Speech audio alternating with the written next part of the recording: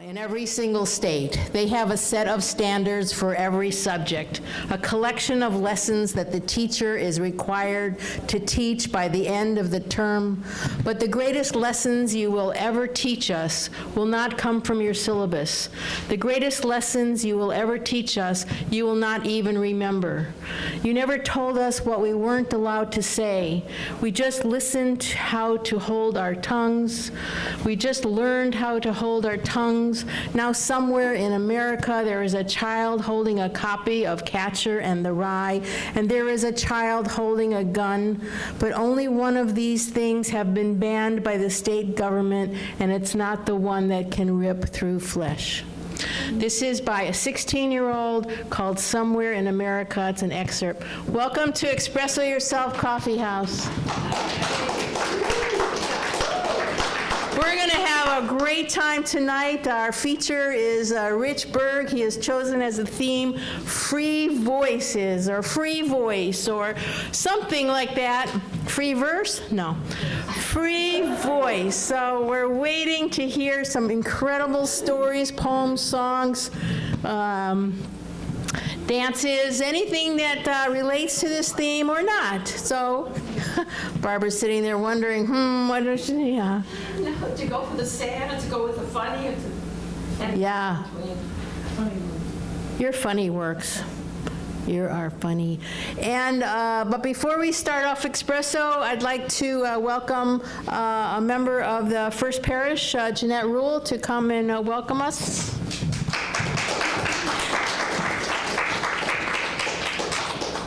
It's just very simple. First Parish Unitarian Universalist, this place, and the people who meet here are it also, more so than the building. And we welcome you. We're glad you're here, and we're glad that this coffee house happens. So welcome.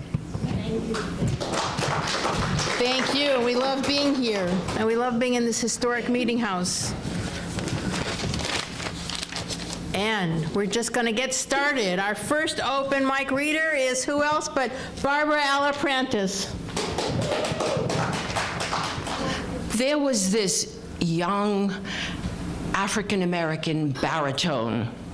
He lived in New York City, but there were very few roles at the Metropolitan Opera House that called for a black baritone. So he went to Paris. And the way I heard the story, he was going to be in a production with Luciano Pavarotti. He was so excited. It turned out they gave him only one line. So he rehearsed and he rehearsed because Pavarotti was on the stage. He would sing this aria. He was singing his heart out. And at one point, this young man had to come out. And his one line was, comme ci, comme ça. Well, I can tell you the way I heard it, he practiced over and over again. Comme ci, comme ça. And he was waiting in the wings, and again, he was listening, waiting for his cue, and Pavarotti gave him the cue, and he came out on the stage, and Pavarotti said, ah! And he went,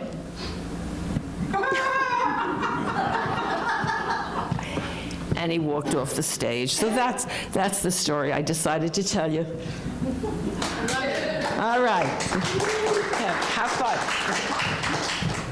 I was going through my poetry collection, and there's so many poems that I could relate to this theme of free voices, and I would like to just do little excerpts of them. This one is by a really good friend of mine, Calcium. His name is Jerry Garcia. I was on the LA Slam team with him when we went to the Nationals, and this poem of his, Calcium Rings, it just blew me away every time I heard him say it, and I'm going to just do a short excerpt from it. The hills of Altadena held the bones of my cousin for more than a year. Before hikers found him, the animals had gotten to him, the police said. It must have been a drug deal gone bad. The animals had gotten to him. Lost in the outback, lost in the urban outback, looking for anything to mute the sirens of regret, like aborigines sniffing gasoline, lost histories of dream time and middle passages, I will find myself. And my prism tells me there is something better waiting for me. I will find myself in the bones of my family and the whispers of the hills, in the bones of my family and the whispers of the hills. He was such an incredible poet. We went into the semifinals in Austin, Texas. He wrote a poem an hour before we went into the semifinals, memorized it, and blew everybody away with it. It was incredible. Yeah. And our next open reader is Penny Post, all the way from Los Angeles. This is from Los Angeles, and when Rick said his theme was free voice, I went through what I had already written, because it's much easier to do that than to write a poem an hour before a performance. And this poem, I was working at Northrop. I was helping write procedures for the MX missile, and I didn't believe in any of it, and my friends who were not in the aerospace industry said, we need people like you there. That's the only thing that's going to keep them honest. Well, I sat at my desk one day, and I had, oh dear, here I go again gesturing. I had this image that kept coming to mind, and it wouldn't let me go.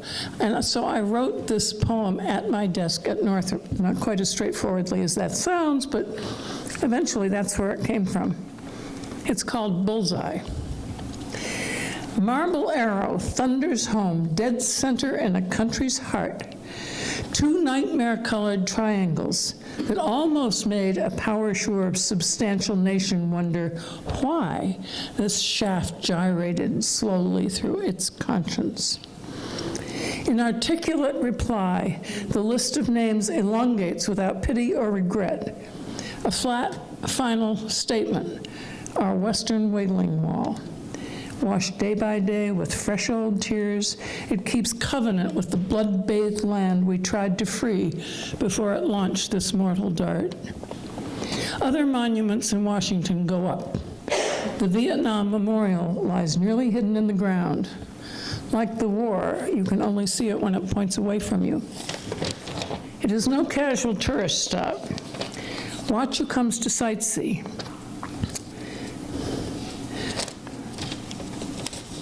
Old couples clinging search for names. Women married now to someone else trace names of former lovers, husbands, schoolmates, or their brothers.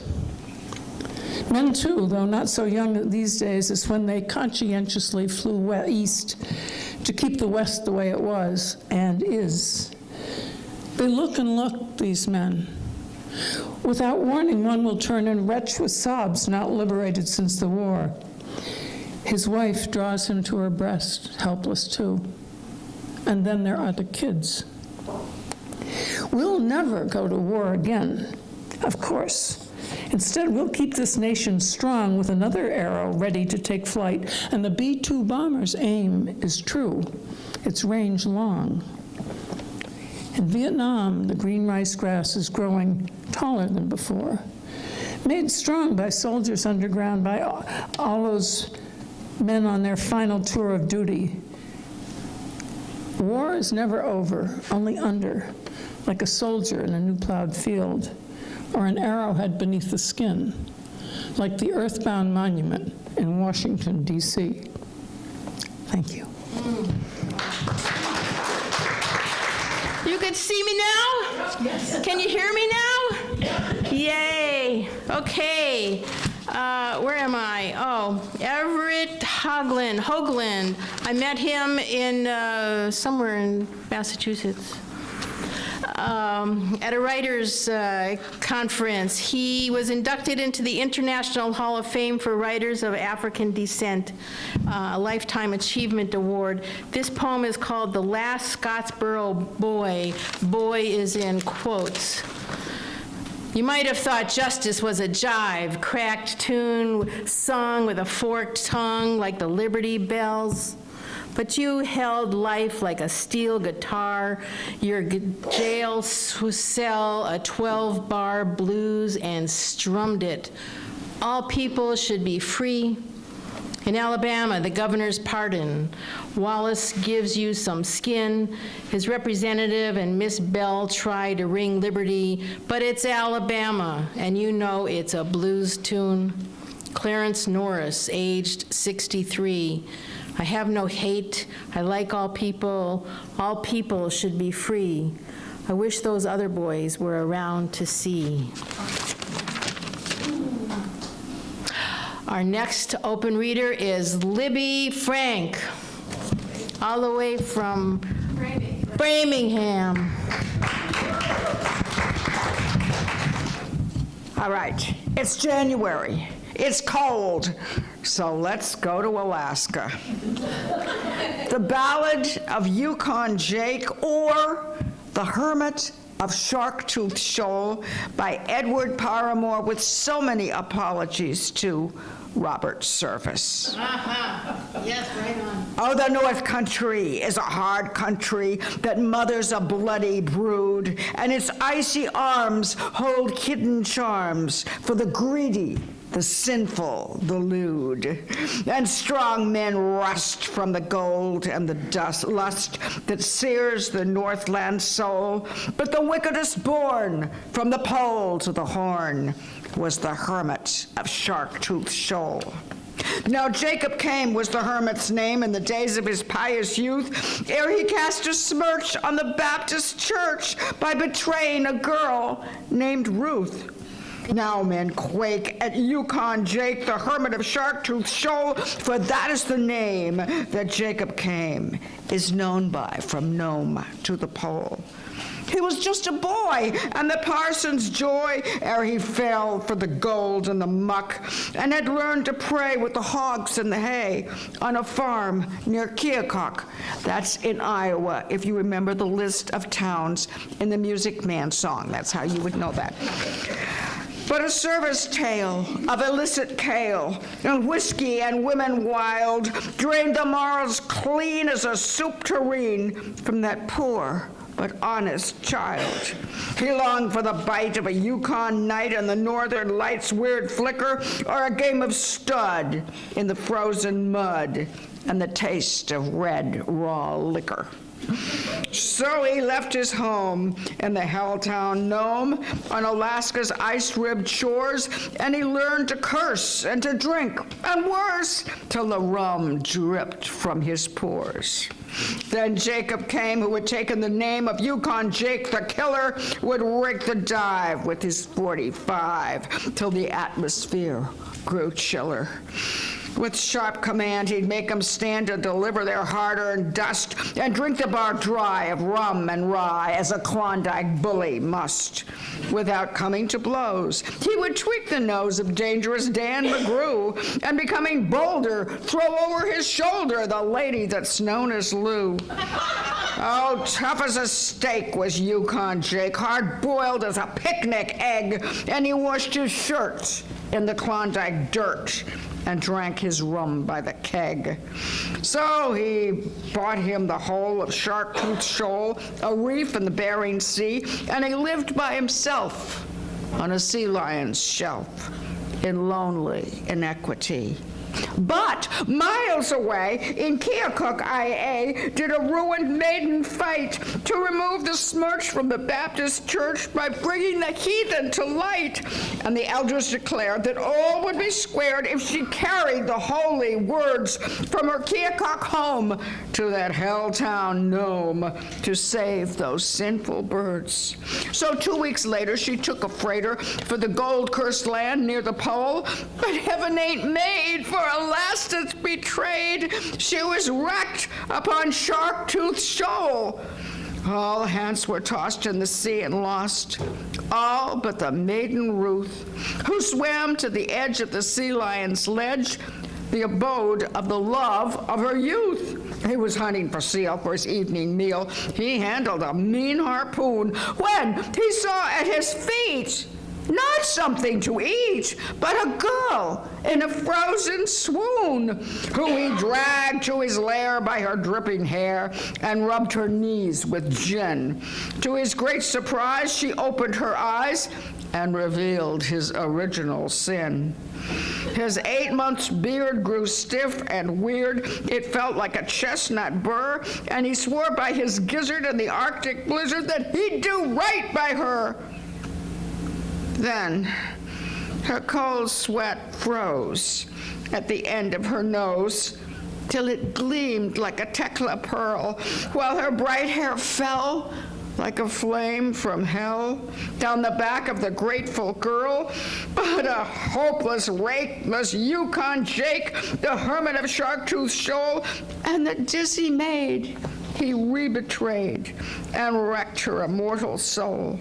Then he rowed her ashore with a broken oar and sold her to Dan McGrew and a husky dog and some hot eggnog, as rascals are wont to do.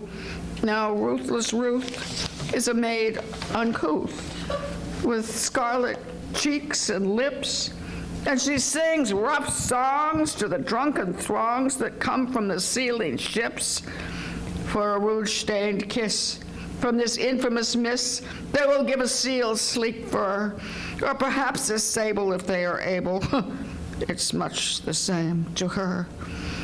Oh, the North Country is a rough country, and the mother's a bloody brood, and its icy arms hold hidden charms for the greedy, the sinful, and lewd. And strong men rust from the gold and the lust that sears the Northland soul. But the wickedest born from the pole to the horn was the hermit of Shark-Tooth Shoal. Now, in the 30s, there were lots of men who loved to recite this poem. And once in a nightclub in L.A., there was a man playing the piano. He'd made up a tune that went with this poem, and he was reciting the poem, and suddenly, on the piano bench, there was somebody sitting. And he started reciting right along with him, and he was just doing it perfectly. And he said, "Do you know this song?" And he said, "I wrote it." It was the author, Edward Paramore, who was a screenwriter. Anyway, that's my trip to the North Pole. That was great. That was great. I remember being up in Alaska. That's where I learned about, of course, about Robert's service. Oh, yeah. Yeah, it's great. And Dangerous Dan McGrew and the lady named Lou. Yes, and I just want to acknowledge Penny. I loved that line in your poem about that no war is over, only under. Beautiful, beautiful. Our next open reader is Paula. Well, I don't know how I'm going to match the presentations already, but this is a poem that a friend of mine gave me, and it's helped me a lot. It is originally written by Rumi, but it's translated by Coleman Barks. It's called The Guesthouse. Yeah. This being human is a guest house. Every morning, a new arrival. A joy, a depression, a meanness. Some momentary awareness comes as an unexpected visitor. Welcome and entertain them all, even if they are a crowd of sorrows who violently sweep your house empty of its furniture. Still, treat each guest honorably. He may be clearing you out for some new delight. The dark thought, the shame, the malice, meet them at the door laughing and invite them in. Be grateful for whatever comes, because each has been sent as a guide from beyond.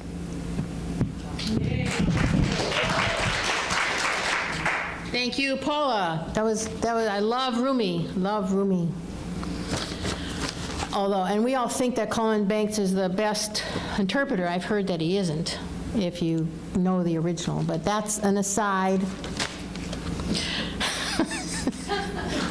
It's because I love doing research. What can I say? I'm going to read you a poem by Eloise Klein Healy. She's an incredible LA poet. It's called Peter Reads Me a Poem. Peter reads me a poem on the phone and I'm flying. He reads me a poem and I'm trying to sound focused, but I'm flying out the door into the day. Still, I'm trying to listen to the which, the why, the where, the when. I'm trying to let everything come in, all of poetry, the future, the present, the past, and the poetry has, no denying, flown into the face of my crazy fears, rearranging the sound of my heart to beat exactly like a sonnet. She's a great poet. Don't applaud me, applaud her. And our next open reader is Susan Strongham. Yay! First time reader here. I read this blog every morning. Actually, I read two of them. I guess you could call it my meditative morning routine, my coffee, and then the blogs. One of them is by John Katz, a guy who writes about his life on a farm with donkeys, and his wife, an artist wife, and a bunch of dogs. And then he introduced me to Eve Marco, who's a Jewish Buddhist and an excellent writer, a deep thinker. And I read this morning at 6:30 in the morning, and I thought, I have to read this tonight. So I haven't practiced it too much, so I hope I'll do okay, but just bear with me.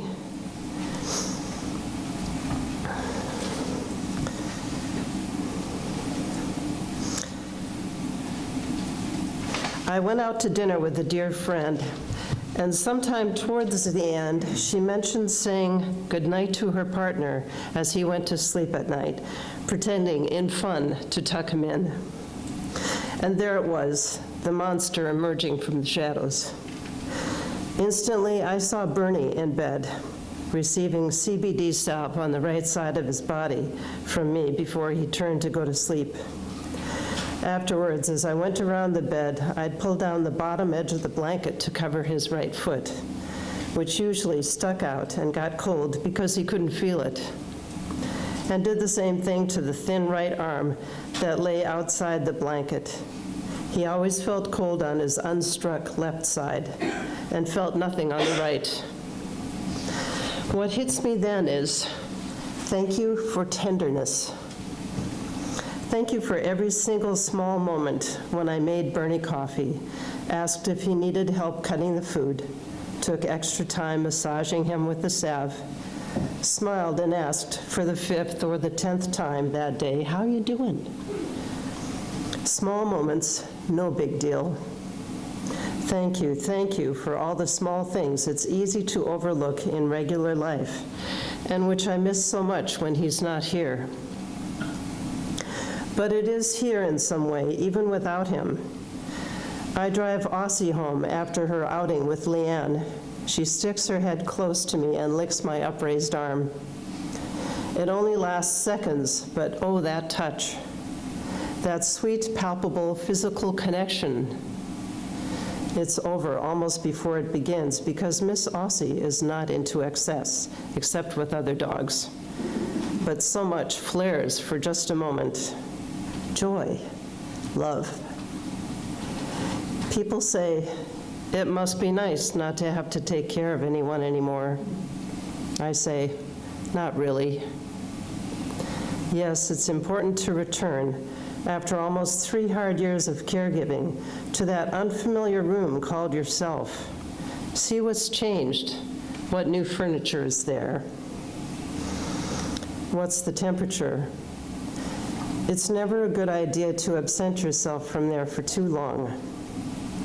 But you could also get trapped in that room, for in some ways, grief is as self-limiting as anger. When I get angry, it takes over the world, attracting enormous energy and reactivity and reducing everything else to miniature. When you grieve, the rest of the world also shrinks to become your own very private tower of sorrow.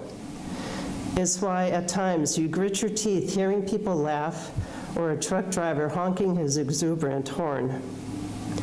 Those things threaten the walls of sorrow you've built around yourself. You don't want to be reminded that other things exist too. Ondaatje wrote, "The self is just a small part of it, you know." Grief, too, can be self-serving. So, what to do? Start looking at other things. The dogs, the waning bright moon that has given us such illuminated nights of late. Maybe go to the Stone Soup Cafe tomorrow and see old friends, the people who cook a terrific community meal every Saturday in Greenfield. Do counsel, share my life, take a modest place in that circle of people who just live their lives. Because maybe, if you pay attention and listen enough, you'll see that everyone has losses, that in fact your life is probably better than many's. Do a small act of kindness every day, my friend John Katz wrote in his beautiful post on exercises for discernment. Yes, I'd like to do that every day too. Someone asked me, who are you thanking when you say thank you for tenderness? Do you, a Buddhist, believe in a divine being? We have a service we do monthly in the Zendo to feed the hungry spirits, and there's a line I've contemplated for many years. I further beseech you to sustain me day and night and give me courage to fulfill my vows. Over and over, people have asked, whom are you beseeching? Over lunch at a diner, a friend of mine once said to me, I don't believe in God, but don't tell him I said so. I don't know who I'm beseeching, whom I'm thanking. I just go into the deepest part of myself, the part that's even beyond breath, and there is presence there. Whose presence? I don't know. Only that it's fully alive and subtly responds all the time.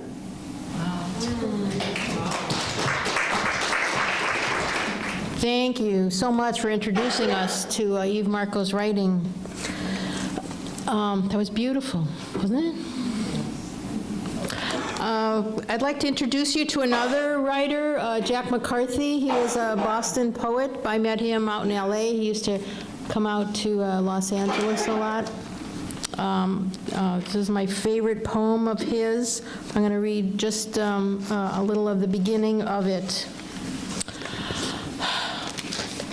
I read it at his memorial service that they had in LA. They had one in Boston, they had one in LA, they had one in Oregon. I mean, just hundreds of poets just flocked to honor him because we loved him as a writer. Song of the Open Mic. It's pretty appropriate, isn't it?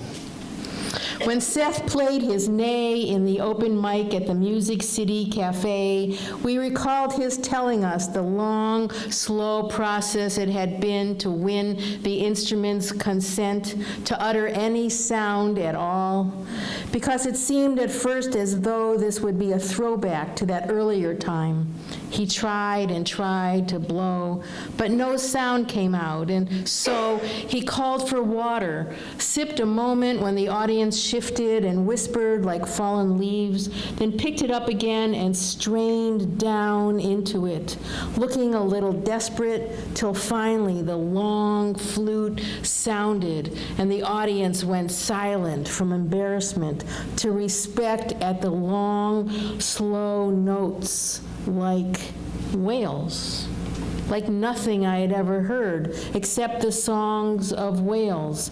And no one knows why whales sing so, only that their songs are long and slow, and they never repeat the chorus exactly the same way twice. You have to read the rest of the poem.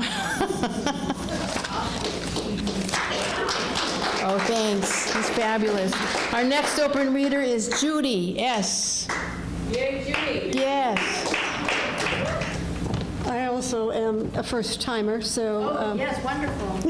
Thank you. I'm going to just read two poems, thinking there are lots of people who have found their free voices, lots of people who are looking for free voices today, and also with all that's going on between slavery, looking for freedom, but all the immigrants that are looking for a better life, I thought this might apply to both slavery times and modern times. The first one is called Runagate. Can you hear me?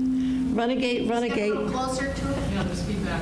Runagate, Runagate by Robert Hayden. And Runagate is supposed to be the hoofs of the horse going. Runs, falls, rises, stumbles on from darkness into darkness, and the darkness thicketed with shapes of terror.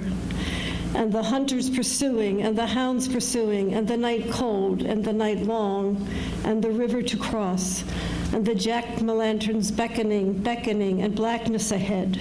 And when shall I reach that somewhere? Morning, and keep on going, and never turn back, and keep on going. Runagate, Runagate, Runagate.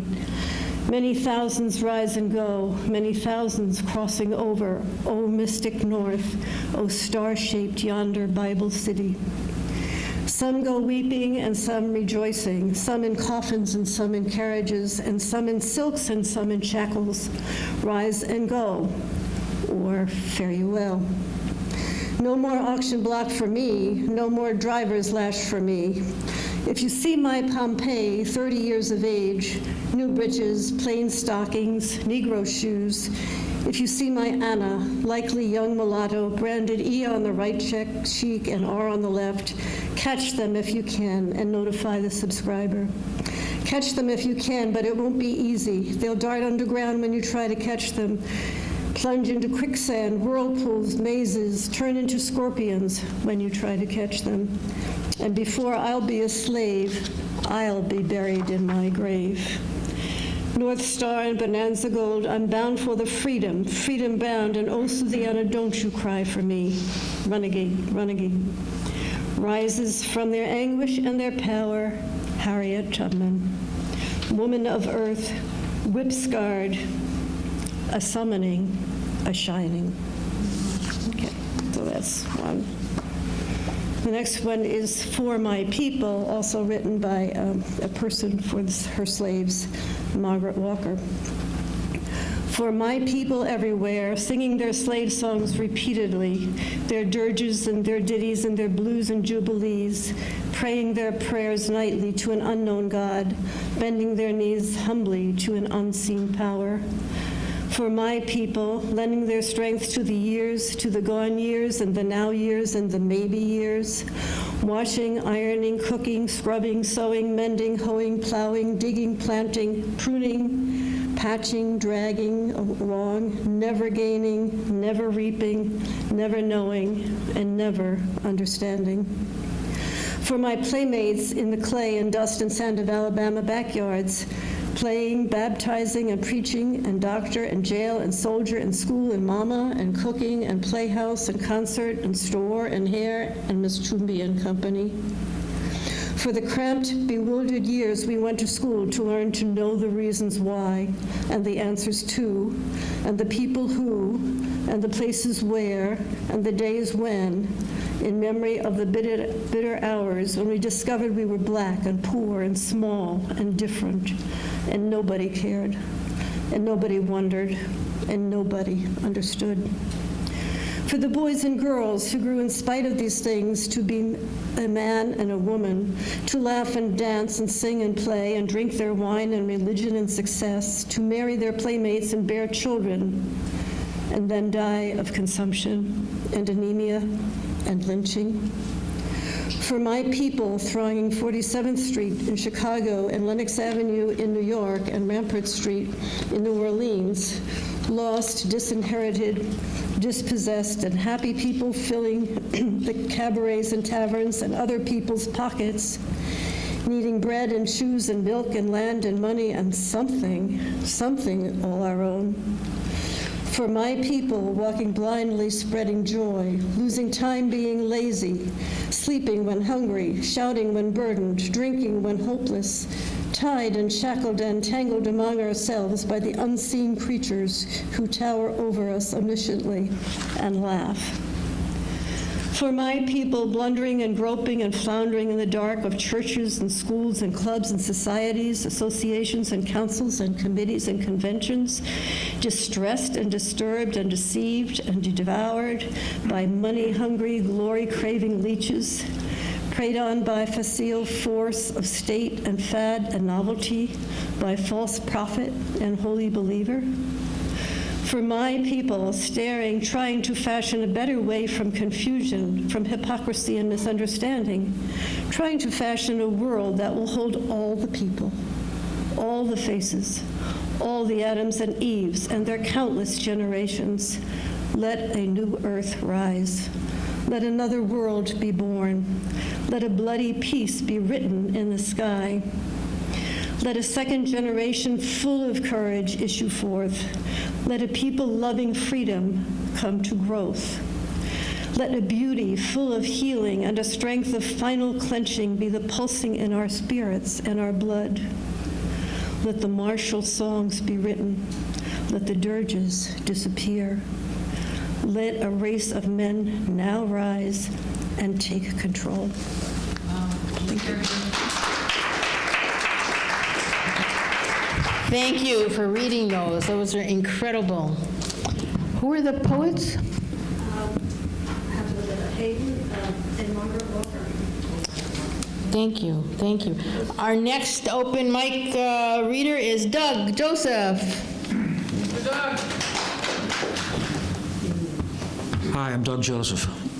I've been here a couple times. Looks like I'm the only singer. I think Thea said, Doug, your job is to lighten the mood. So I guess I can lighten the mood. As most of you know, barbershoppers are fairly well known worldwide for delivering singing valentines. And I guess our versions of our free voices are we sing a cappella. There's no props. There's nothing to look at. You have to memorize all the music, sing in pitch, and 4-part close harmony. So we do singing valentines on Valentine's Day with a rose for a sweetheart and a card. And these are two of my favorites. One is non-traditional, but I think you'll recognize both of them.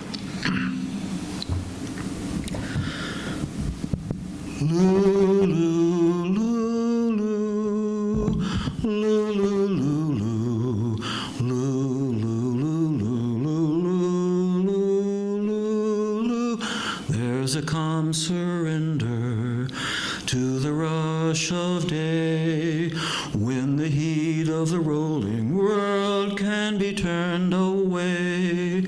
An enchanted moment, and it sees me through when the heart of this star-crossed Voyager beats in time with you.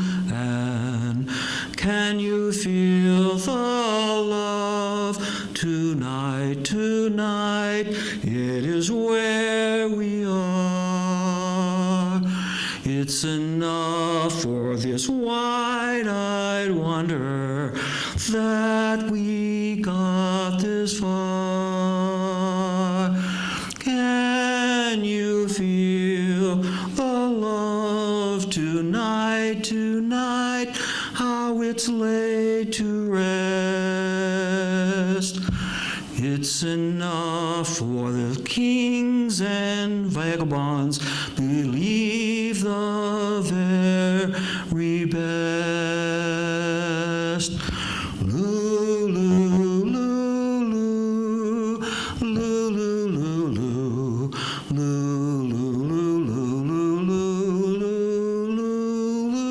There's a time for everyone if they'd only learn that the twisting kaleidoscope loses all in turn. There's a rhyme and reason to the wild outdoors when the heart of this restless Voyager beats in time with yours. And can you feel the love tonight, tonight? It is where we are.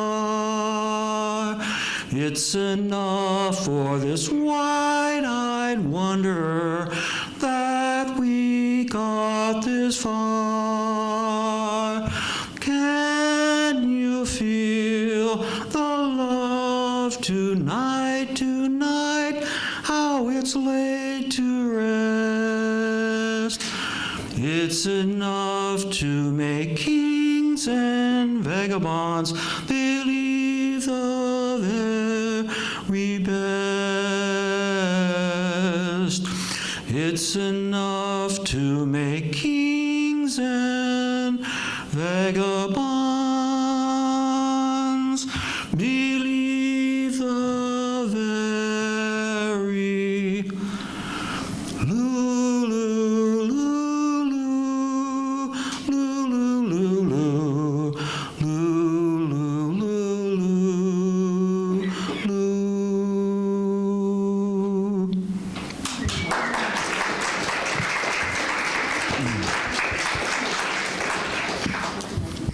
Thank you. Naturally, that's from The Lion King. And I'll end with a very short classic barbershop song that we sing all the time on our singing Valentines. And I think the thing that makes me the most proud is when we deliver a singing Valentine to a shut-in, an older person, a person who wasn't expecting it, and it's from a loved one. Can be a shut-in. Can be a mother, father. We've sung at nursing homes, Fox Hill Village, all of Metro West, and the women usually cry, or a little tear in the eye. So it's kind of nice. So I'll end with a classic Valentine song. Heart of my heart, I love you. Life would be not without you. Light of my life, my darling, I love you. I love you. I can forget you never. From you I ne'er can sever. Say you'll be mine forever.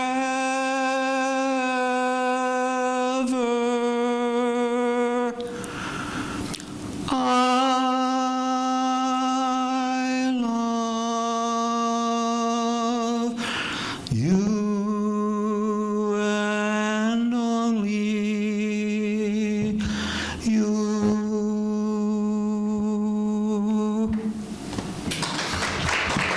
Thank you. God, Joseph, fabulous, just wonderful. Our next open reader is Rachel. Rachel, yay, yay, yay. Hello all. When I walked through the door, I realized what you were doing, and she said, are you reading, or are you singing, or are you paying? And I thought, what am I doing? Didn't know about this, so I had a few stories on my Facebook. I haven't read this in quite a while. So I thought I would read this one. It's called Reflections from Within. Oh, I gotta make it bigger. There was an owl, old, weathered, and gray. Dull colors surrounded him. Because of his age, many came to see him from far and wide, seeking the strength and wisdom. Surely he lived the longest. Strength was always what he projected. He never swayed nor forgot his purpose. Always there, ready to give and share his wisdom.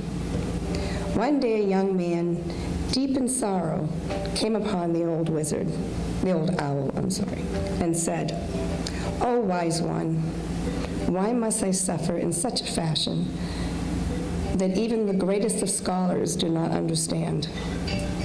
Tell me, O wise owl, what is it that saddens me?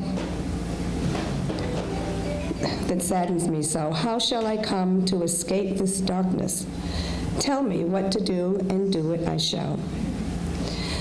The owl in his wisdom said, Go, friend, and fear not. Much suffering can cause the illusion of the mind and its attempt to alter its true reality. But, O wise one, said the man in confusion, how do I see beyond this illusion? And if it is illusion, how can it create such deep sorrow and pain? This is the mystery of illusion, friend. One does not understand it, one simply knows it exists. Now know this and be done with it, replied the owl. The young man left in delight. He had his answer. Erase illusion. Focus on reality, and all shall vanish. The pain, the suffering, and sorrow. Yes, I can do this, he thought. Time passed, and the young man fell deep into the pits of sadness. He felt even more defeated since he once knew the answer, only to have now lost it. Once again, he journeyed to seek the old wise owl. For days, weeks, and then months he searched. In his sorrow, he forgot where and how to find him, until one day, fumbling along, he crossed his path.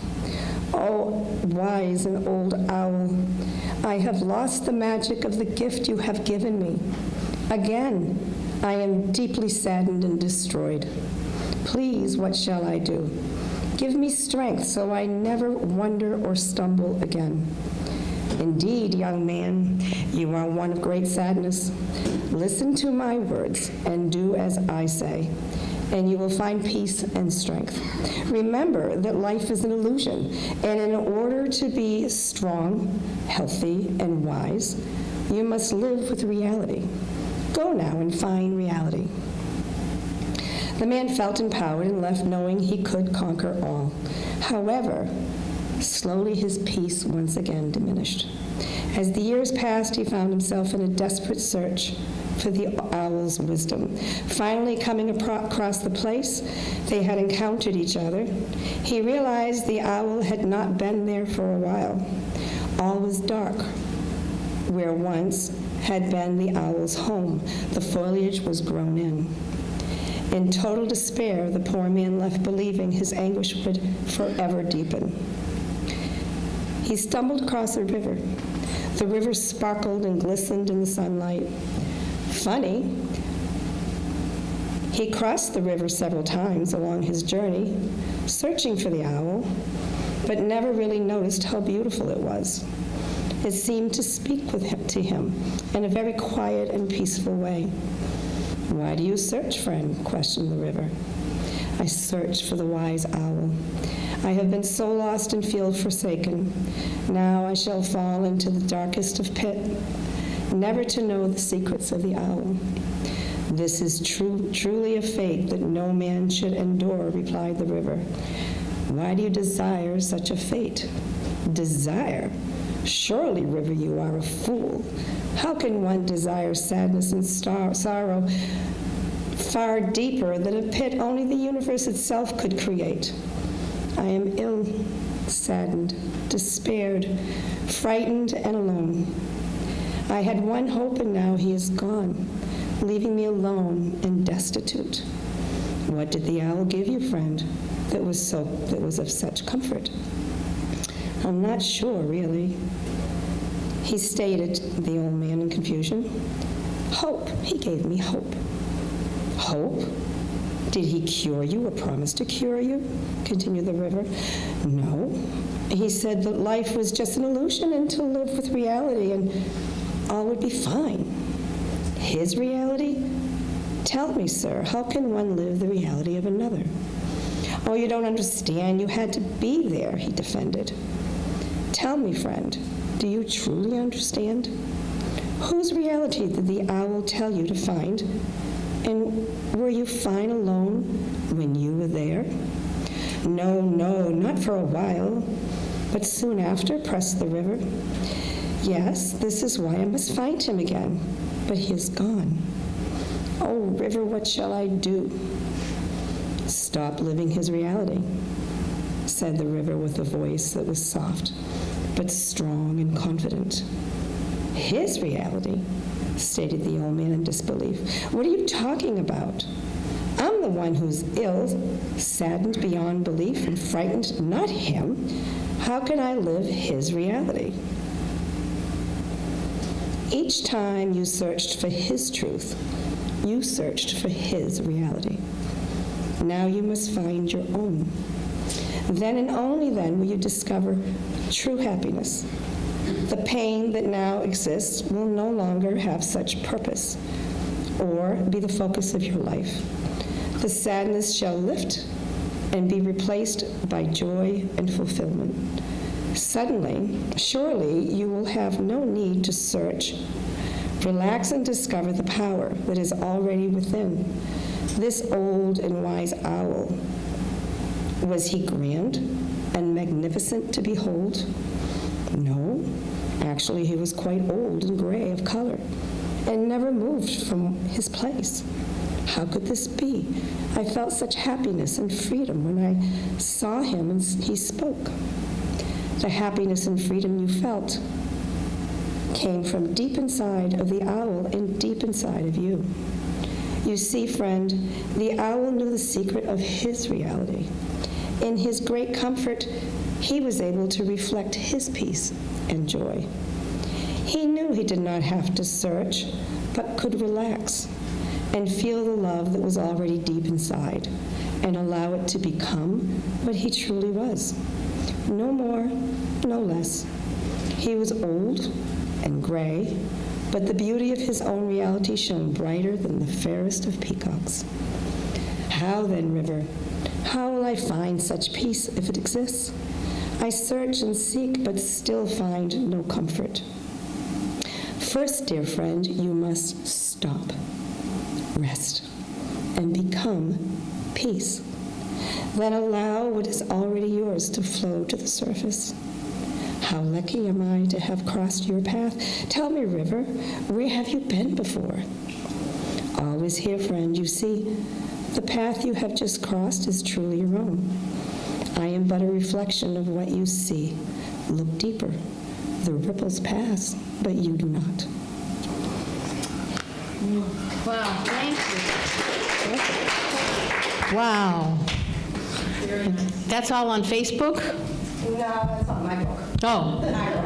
Oh, it's beautiful. It's beautiful.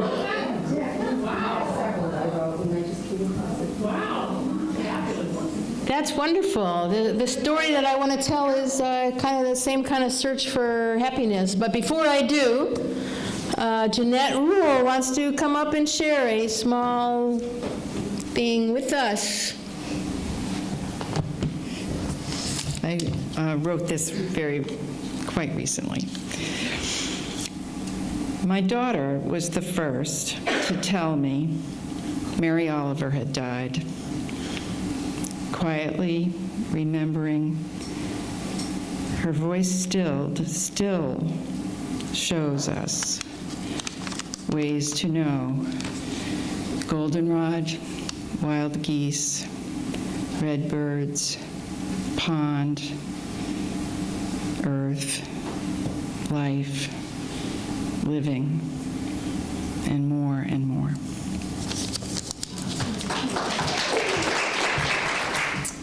I totally forgot that she died this week.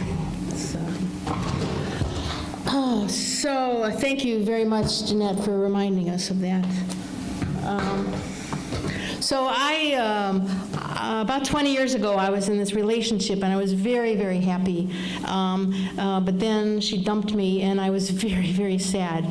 And I wasn't just sad. I was lovesick. I was heartbroken, and I felt horrible. And I have a whole poem about that, but I'm not going to tell you about that. The Buddhists say that we're attracted to that which causes us to suffer, but I love being in relationships, but that's what causes you to suffer. But it's in relationships that I feel happy because I love being connected so strongly to someone.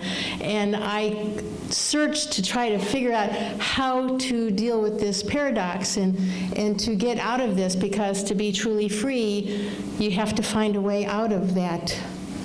So I was at a conference in Palm Springs, a writers' conference, and I was in a coffee shop, and I saw this woman sitting in the coffee shop, and I had seen her in the workshop, so I went down and I went over and I sat with her because she was kind of cute, and things were going really well until she started to speak, because she sees numbers the way linguists know the etymology of words. He's shady with past associations.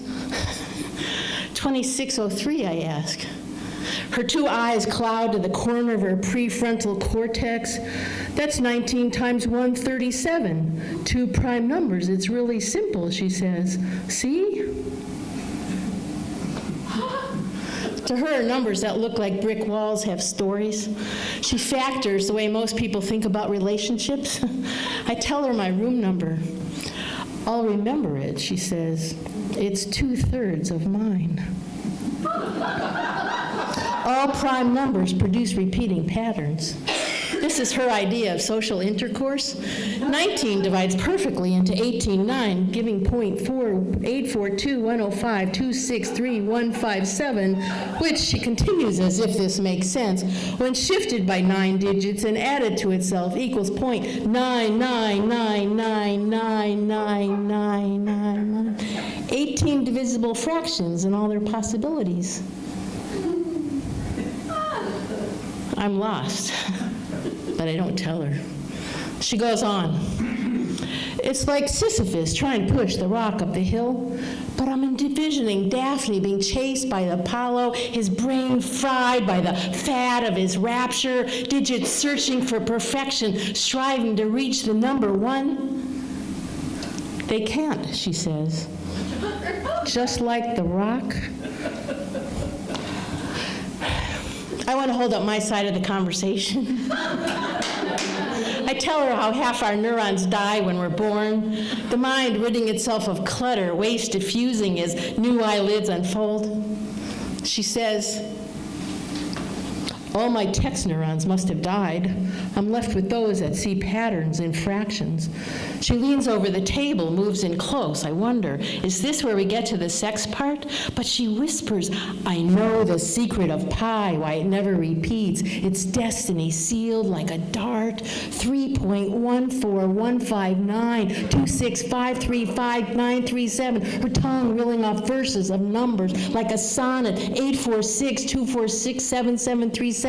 It's all in the denominator. It's not a ratio. It's irrational, like me, like you, crazy like hearts, or $2 trains, or flying on pity too close to the ground.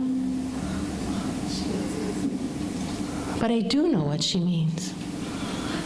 These numbers.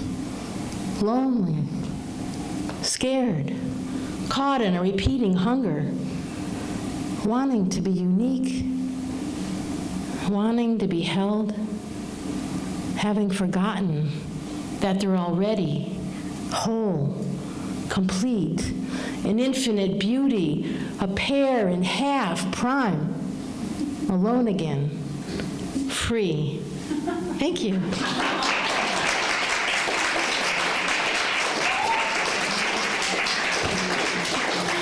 I did that in a poetry slam once, and one of the judges, he checked my numbers of pi. I mean, I got off the stage, and he handed me pi to 40 places, and he said, yeah, you had it right. Okay, we're going to take a short break, and then after the break, we're going to have our incredible feature, Rich Berg, all the way from Easton. So please stick around, have some refreshments. The restrooms are over there. The lights are going to be turned on right now. And okay, we'll be back in like 5 to 10 minutes. Thank you. Rich Berg is our feature tonight, and we are very excited that he is here again as our feature. He is the former producer and co-host of the For Love of Words poetry event at the Easton Community Cable, and he has been a co-instructor of a poetry workshop at the Ames Free Library.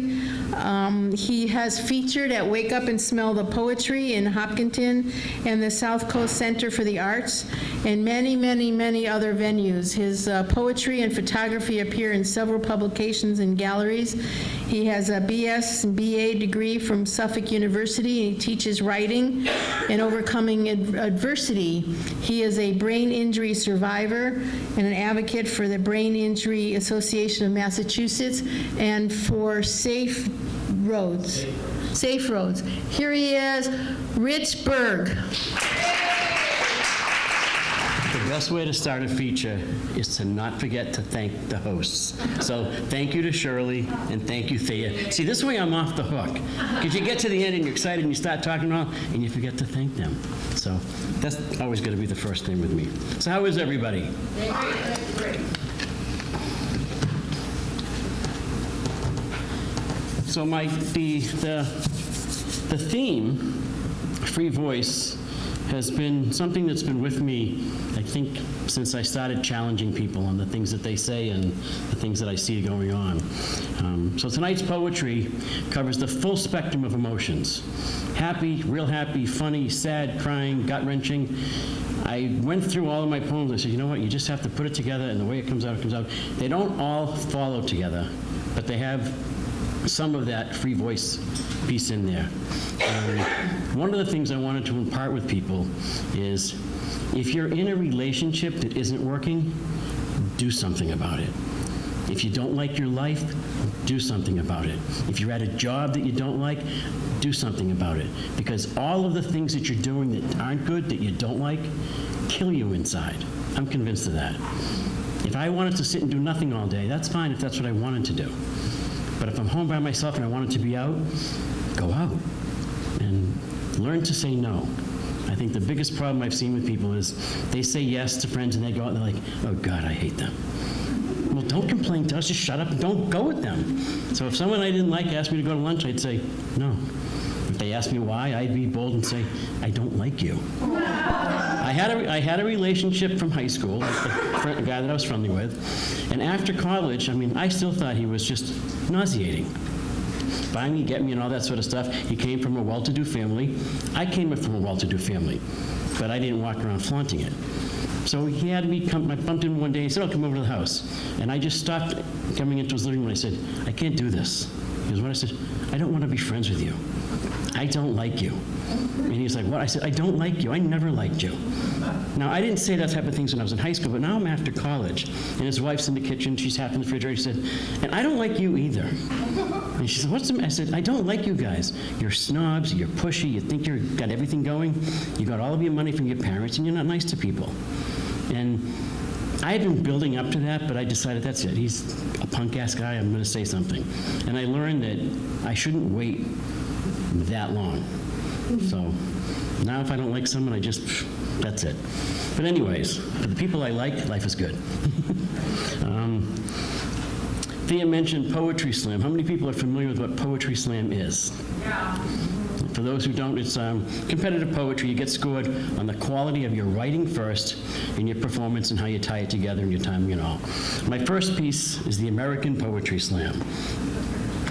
Welcome to the American Poetry Slam, that high and low, fast and slow, linguistic, lightning, unforgettable show. It's the way we do what we do, not the who versus who. In verb verse to traverse the adverb and reverse the verse to a verse. And pitch the pitch with interval of syllable against the pretense of past, present, and future tense. The suspense of style and substance makes for an intense oratory performance. From coast to coast, it's the lip-smacking, supreme word throwdown. Behind the swagger and sway and the hip-hop lyric drop is the theme that screams and dream scenes. How long will the homeless be homeless? Women and children subject to rape and abuse. And when Will sexual and gender preference carry the full weight and power of American democracy as we continue healing the breach found in civil action, criminal action, class action, lack of class, kick in the ass for anyone still being an ass? A new world order is in order to reorder the disorder for the stability and civility of society. So we're a little verbose, outspoken even, possessive with the imperative, vis-a-vis the vice versa. In a nation where no one can tell you what to think, a poet can offer you something to think about. As we're clipping it, flipping it, ripping it, stripping it, tipping it, hip-hopping, flip-flopping, starting and stopping it, creating an ocean of commotion without devotion to emotion. Welcome to the new flowcabulary, changing the language of language, by the people, for the people. That's your shining US of A, the de facto primo place to be. That's the America I want the world to see.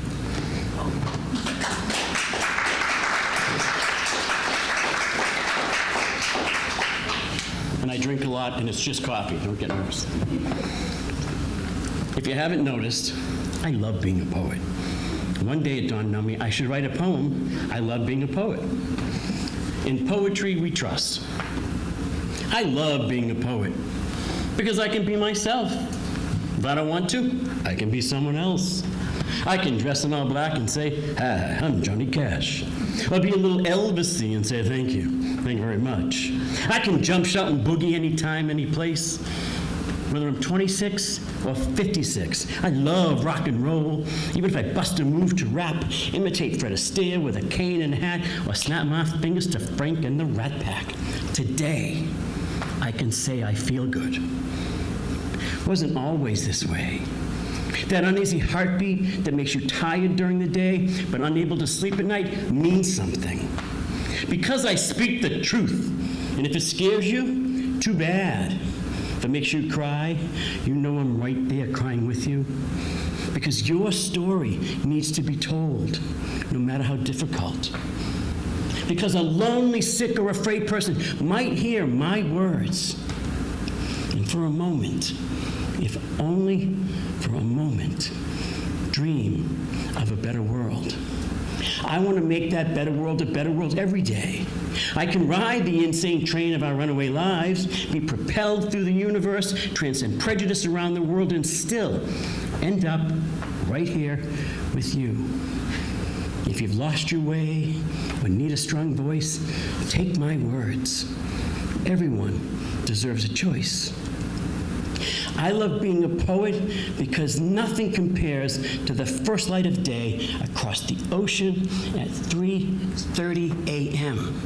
Its magnificence stirs my soul. It teaches me to love myself like no one else ever could. It's better than pills, and it allows me to love my woman like no one else better or should. I love being a poet because the more I write, the more I read. The more I read, the more I know. The more I know, the better it will go. Because when things go bad, I am sad. When things go well, you can tell. So I'll keep on writing happy or sad, and especially if I'm mad. But if I'm overjoyed, don't think I'm going to let that go. Oh, no. Because the more I care, the more I share. And that really makes all the difference. I love being a poet because I can soar on those mighty wings of inspiration till there's no tomorrow. Because it lights a dark day, takes the pain away, and is by far the most precious thing that has ever come our way. I love being a poet for the love of poetry. For the love of poetry, and I know you all feel it. I sure do. And that, my friends, is why I share my poetry with you.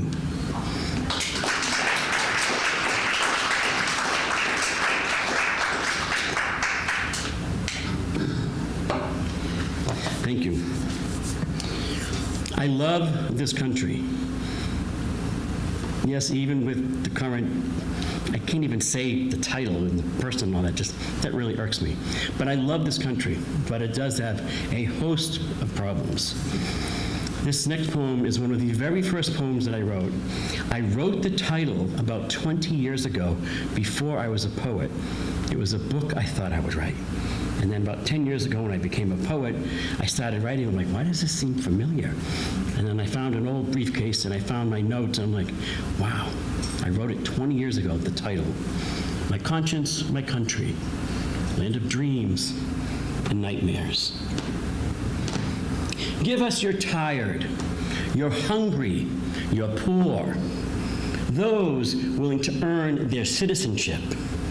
Give us America's tired, hungry, and poor, those that cannot fend for themselves, so that all may become educated and self-reliant. To be under one, many, or no God, part of the Pledge of Allegiance, not its shadow. In the land of the free and the home of the brave, how could we ever let any man be slave? How could the icon of American liberty been a woman who could not vote? Standing before the ark of American liberty, feel the footsteps of your ancestral people, taking their first step in freedom. Shed tears of joy for everyone taking their first step, overshadowed by clarity of heartache for little boys and little girls, mothers and fathers taking their first step without the hand of the other. If we believe all men and women are created equal, why are some born into upper-level educated families, others into abject poverty? It's not our culture that brings us here, it's having culture. It's not anyone's culture, it's everyone's culture. When government fails to meet this obligation, it is the responsibility of the people to alter, change, institute new, organize in a manner to better serve our safety and happiness. Freedom is hard. Equality is harder. Morality is unrelenting. Give us all tired, hungry, and poor, whose vocabulary is void of the word convenient. All tired, hungry, and poor, to be inspired with confidence so they will no longer suffer. Under the pains and penalties of morality, may these words better serve Lady Liberty and all of mankind. Thank you.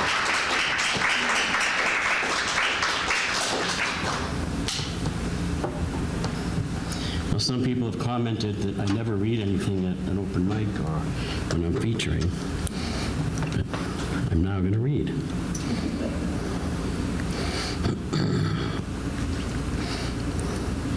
I love this poem because I didn't write it in the context of sit down, write a poem and edit it to make it good. I wrote it all out and I edited it for clarity. And I edit it because when you first just write it, I write everything. Whatever it is, and sometimes you're writing two poems at once and you separate it, you realize, I got two poems. That's why it doesn't make sense. This is 100% true. And I didn't, when I sat down, I was like, wow, that really happened in my life. I have to share this with people. Facing oppression. Uncle Fred, as a child, survived the concentration camps. Was he my age? I was too afraid to ask. Someone said he had the numbers to prove it. As a teenage Jew, I knew the numbers were burned into her skin. First thing I learned in Hebrew school, Jewish doesn't mean better. Second was about other religions. Third, never forget. How could we? Books, pictures, and family accounts filled the library. Just the name Holocaust. Scary. No one forgets scary. Uncle Fred always had good stories to tell.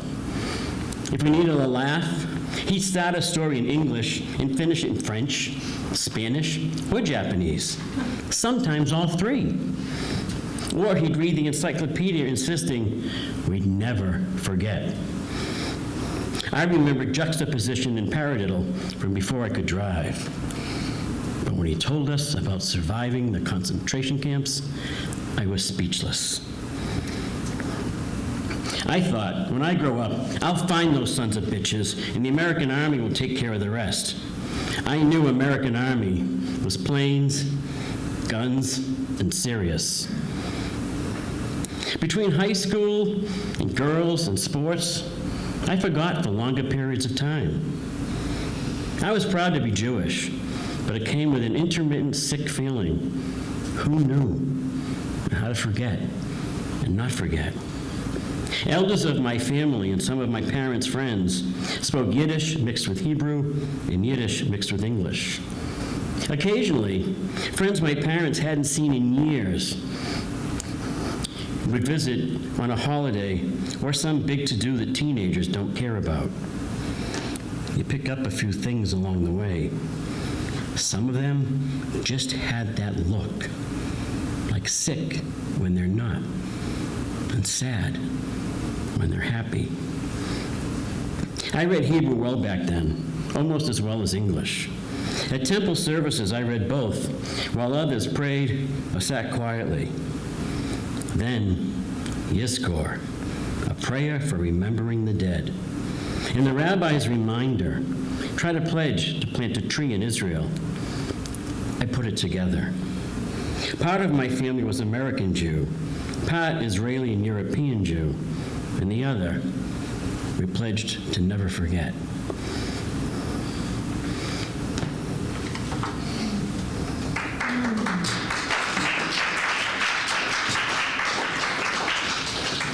Uncle Fred could speak, I think it was 9 languages. I was still learning how to speak English, and I was in high school.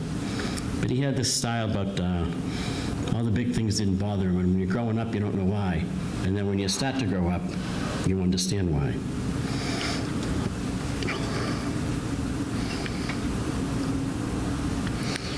My next piece, they're all my favorites, don't get me wrong, but this is one of my favorites. America without poetry. African rhythms couldn't soothe the aching soul of our nation. Motown would have no sound. No slap and rap or hip and hop, no rock and roll or country roads, no pizzazz and jazz or old folk tales, no being blues or innocence to lose. No piano man on 52nd Street born to run on a midnight train to Georgia on my mind to leave the past behind. No sentimental journey to leave your heart in San Francisco or be walking after midnight somewhere over the rainbow. No cats and cradles or silver spoon, no fly me to the moon or wedding songs in June. In fact, no, my dearest anything. An American in Paris would be a novelty. Snoop Dogg would have no iced tea. Stones would never roll across the sea.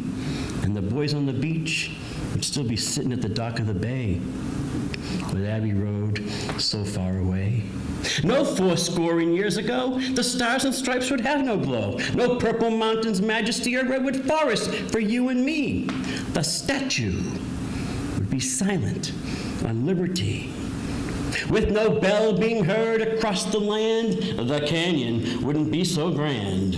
No, I have a dream, passing a torch to be found by the man in the middle singing of a new world order, while the rest of us are still walking 8 miles in the shoes of the other M guy.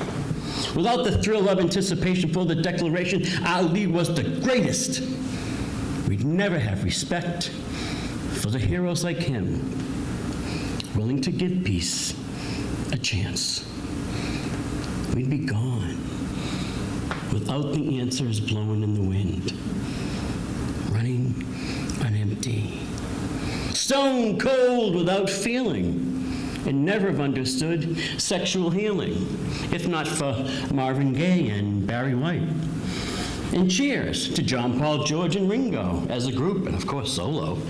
Thanks to Aretha, Reba, and Queen Latifah, B.B. Carol and the King, Carly, Mr. Simon, J.T. and Bing, Diana, Sir Elton, Jackson and Sting, Ella Frank, Muddy and Ray, Mr. Dylan, Mr. Orbison, Joni, Smokey, and MJ.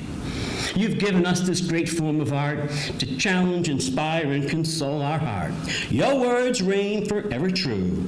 For this, your poetry, our nation will always, always love you.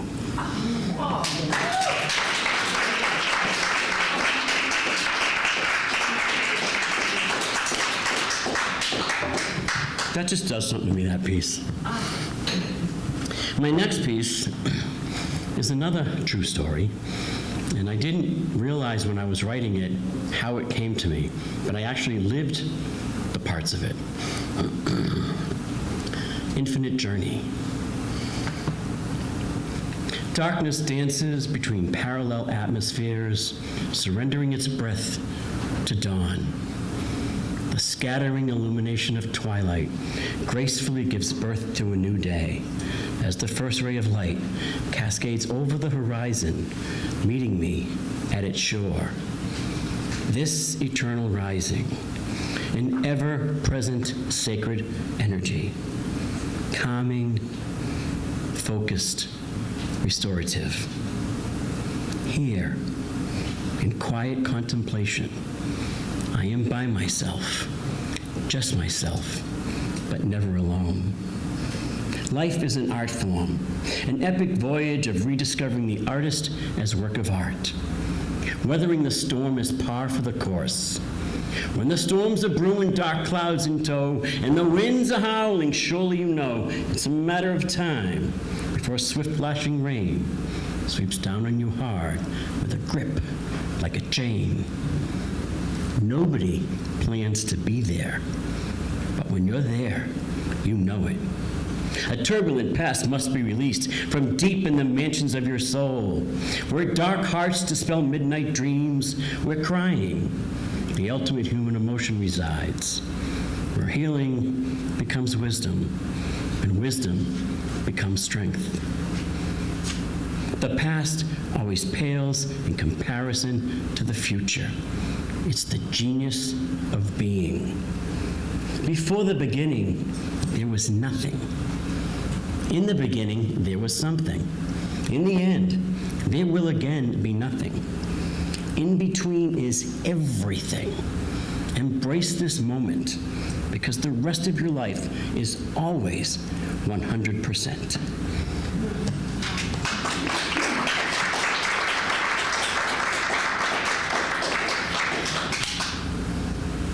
This is another one of my favorites. Yeah, when I write some of this stuff and I think, oh God, that's garbage. And then you edit and you look at it later and you go, hey, wow, that's not too bad. Then I read it to my wife and she's like, no, just don't go there. It's not working yet. This one is Creation. And as I wrote it, I couldn't believe that it's like the words were coming and I was moving on the typewriter, but it wasn't my thoughts. I don't know how it came to me. Actually, I forgot the beginning of it all of a sudden.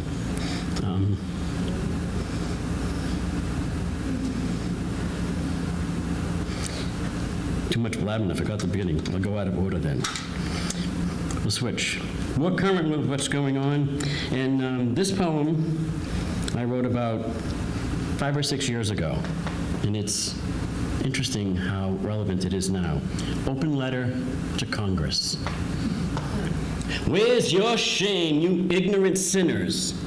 Fat on tax dollar dinners, while the hearse rolls down Main Street. For you, it's just another dollar, just another day. The people have a right to know why the disparity in this country drums a beat so deep. No longer land of the free. We've become an equal opportunity employer of economic slavery, indifferent to color of skin, language spoken, and national origin. The stakes have never been so high, the beneficiaries so few. Titans of industry rewarded for swallowing businesses and families, neighborhoods and communities, one foreclosure at a time. While the rest of us set another place at the table, ensuring someone goes less hungry as we bow our heads for a nation that has lost its self-respect. Self-respect isn't everything. It's the only thing.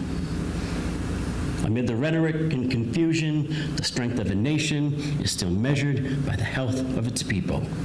And right now, too many feel too poor with too much unhealth care and not much more to say after their little pink houses have been taken away. Except the American people don't like being cheated. If we're going to continue to be the civilized people of the most powerful nation in the world, we ought not waste this opportunity to stand strong in the face of adversity.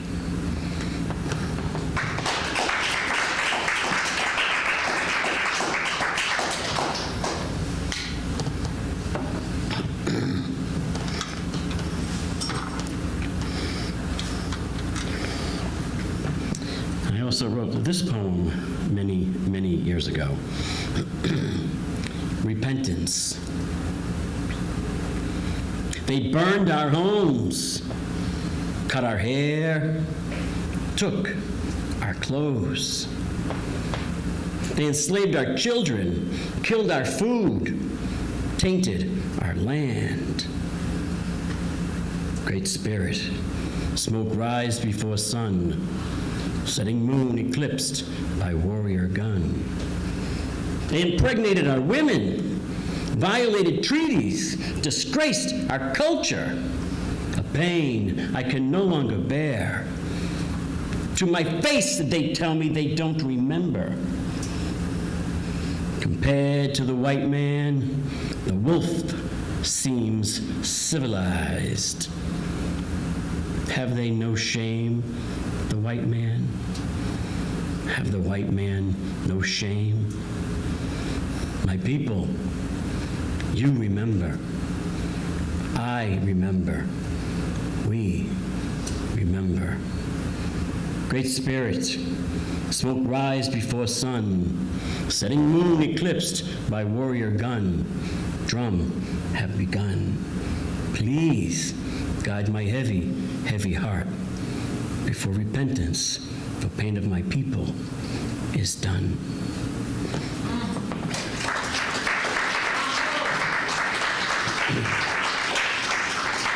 And now we'll go back to creation.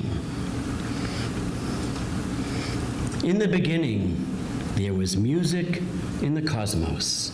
Then, in a celestial celebration, the notes created humans so we could enjoy the music and bestowed upon them the greatest of all gifts, the power of creative expression.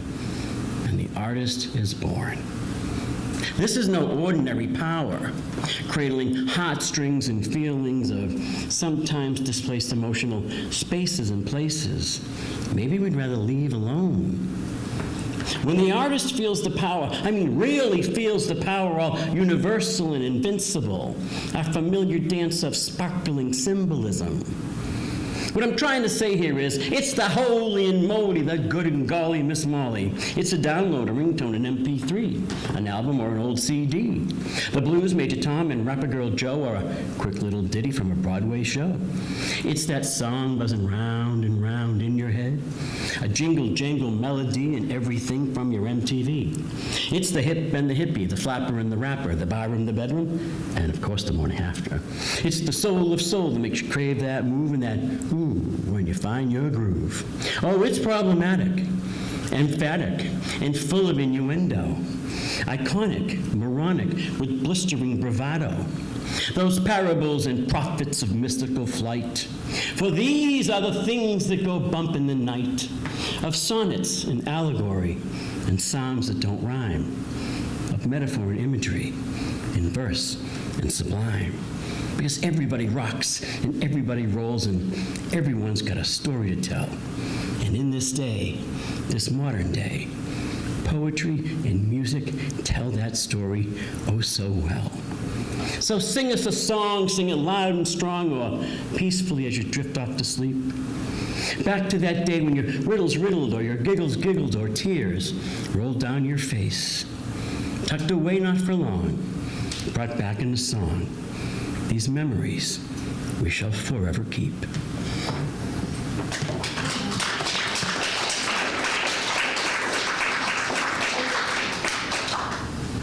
have 2 more pieces. They're hard and they're good.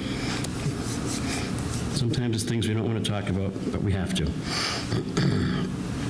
21 guns under the red, white, and blue.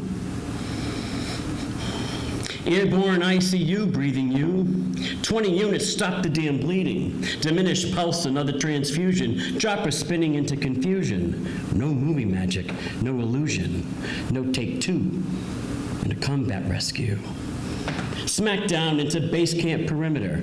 Shattered glass, burning fuel, punctured lung, and fractured leg. Sedate, clamp, cut, amputate. Soldier dies, close eyes, we cry. The Army, Navy, and Air Force, Marines, Coast Guard, and Reserve companies keep it over there, not here. The velocity atrocity, every time someone dies, even enemy eyes, they cry, take it home in their heart, and die a little too. Don't like it, despise it, must be another way.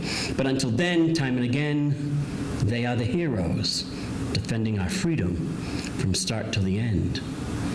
When does it become peace and democracy? In what generation? I'm sorry anyone has to go to war.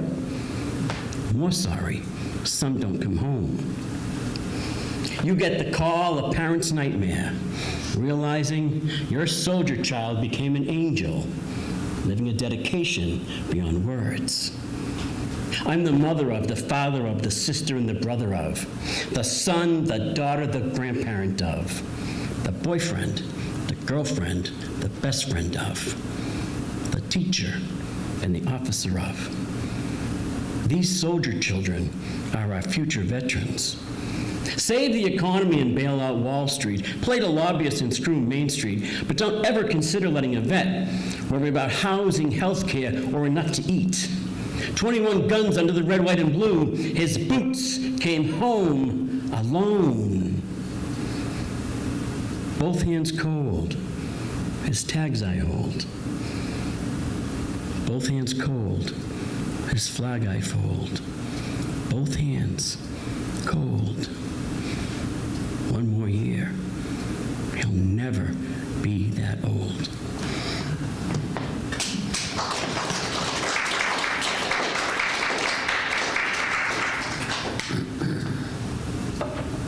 And I'll close with freedom. We live in a time of unparalleled personal freedom and individual power of voice. Worse than it being suppressed is taking it for granted. We must always support and defend the voice of the people, even when its opinion steadfast opposes our own. There's evolution, pollution, and the Constitution, healthcare, welfare, and warfare, indiscretion, confession, and witness protection, government spying, and racial profiling, greed, and hypocrisy. Let us not forget the iconic factories and warehouses, the truck stops and coffee shops of those that made in the USA. We interrupt this poem for a special announcement. Your manufacturing jobs have all been shipped overseas. We apologize for any inconvenience and want you to know it's nothing personal. Nothing personal. Flash forward to the censorship games, whiteout, leave out, blackout, pixelization, politification, and a propaganda. When all else fails, silence. When democracy is put to the test, Americans rise to the occasion, for they know the unscrupulous will always capitalize on the weakness of others. It's the word you've heard 1,000 times before, from the Oval Office to the Senate floor, the supreme law of the land you can hold in your hand to take a stand without reprimand. Freedom is quite possibly the most powerful word in the world. And we carry that freedom so boldly on our American shoulders that it makes the Stars and Stripes a constant reminder to support and defend that freedom for those fortunate enough to have it, those who died in its honor, and those, domestic and foreign, whose dreams have yet to be realized, that we never, ever forget them and what it truly means to be an American with freedom. Thank you.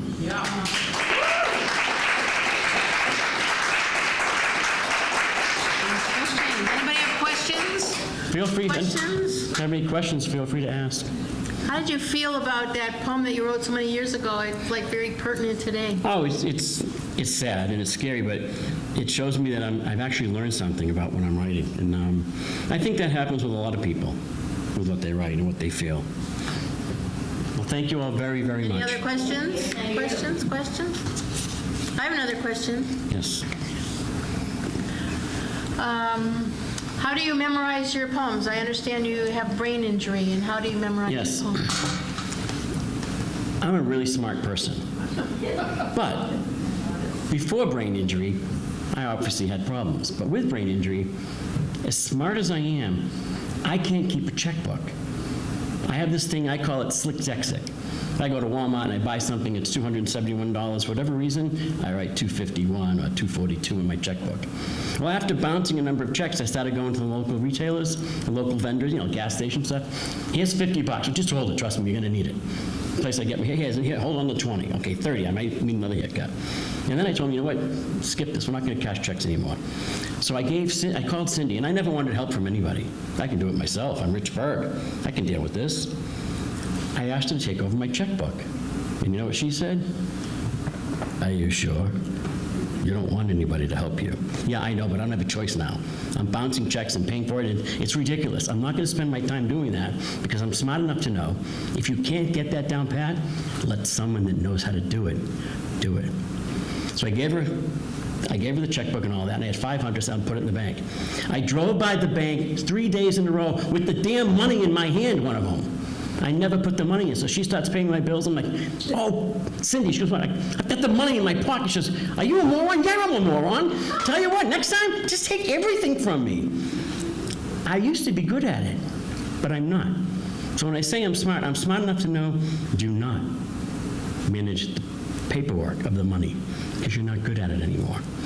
So what I learned with the brain injury business and the writing and the memory, I don't really memorize my poems, like write it and just commit it to memory.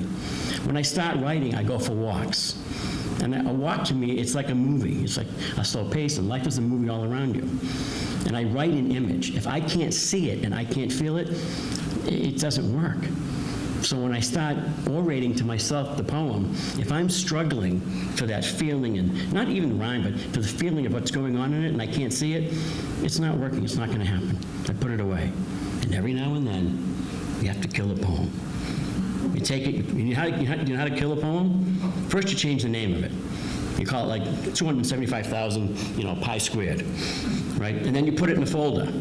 And then you put that folder in another folder, and that folder says, don't even think about it. And that goes in a folder that is just like one. So when you see the one, you might not remember all the things you put in it, but those are things that distract you from writing, because you can't write about those things, or the things you don't want to be thinking about. Because if you keep on the computer a list of everything you're working on, you'll have 500 different poems started. Right. And you never get anything done. So I put a whole bunch of them in that, and I see the one, and I'm like, you ain't touching it. Mess with me today folder, not happening. So, but yeah, I write in picture and I write in emotion, so that when I start memorizing it and putting it together, it's already in me. Yeah. And if it's not, then I should just stop because it's not working. Yeah, movement is really good. I can feel that movement as you're saying. Yeah, I did a lot to restrain myself to stand still. Yeah. Because I have the music stand and the microphones, and otherwise I'd be walking around all over the place. Yeah. So thank you all very much. Thank you so much, Rich. Great job. Good job. Come back next month for our third birthday, and Reverend Cindy Maybeck. Let them know why I'm not here all the time. Babysitting. Oh, he wants to come to this, but he has to babysit for his grandchildren. Otherwise, he'd be here every month. But I hope you're all going to be here next month. Thank you so much. Lights.